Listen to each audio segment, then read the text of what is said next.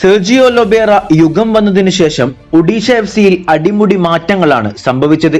മികച്ച വിദേശ ഇന്ത്യൻ താരങ്ങളെ അണിനിരത്തിയ കഴിഞ്ഞ ISL സീസൺ അവർ സെമി ഫൈനലിലാണ് അവസാനിപ്പിച്ചത്.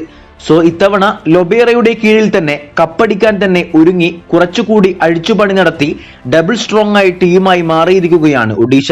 നിലവിലുള്ള വിദേശ താരങ്ങളായ Spanish defender Carlos Delgado, Senegalese defender Murtada Fall, Moroccan midfielder Ahmed Jahouh, Fiji striker Roy Krishna, Brazilian striker Diego Mauricio തുടങ്ങിയ 5 വിദേശ താരങ്ങളെയും ഇത്തവണയും നിലനിർത്തിയാണ് ഞെട്ടിക്കാൻ ഒരുങ്ങുന്നത്. മികച്ച ഫോമിലുള്ള ഈ 5 വിദേശ താരങ്ങൾക്ക് പുറമെ ഏഷ്യൻ കോട്ട താരത്തിന്റെ റോൾ മാറിയതുകൊണ്ട് തന്നെ ജാപ്പനീസ് താരം സായ് ഗൊദാർദിനെ ഒഴിവാക്കി പകരം കൊണ്ടുവന്നത് ISLന്റെ ഏറ്റവും മികച്ച മിഡ്ഫീൽഡേഴ്സിൽ ഒരാളായ ലൊബേറയുടെ അരുമ ശിഷ്യനും കൂടിയായ മൊറോക്കൻ മിഡ്ഫീൽഡർ ഹ്യൂഗോ ബോമസിനെയാണ്.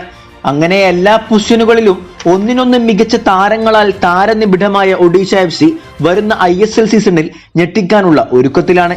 എന്തായാലും ലാസ്റ്റ് സീസണിൽ സെമി വരെ എത്താനായെങ്കിൽ ഇത്തവണ കപ്പടിക്കാനുള്ള ഒരുക്കത്തിലാണ് ഒഡീഷ FC.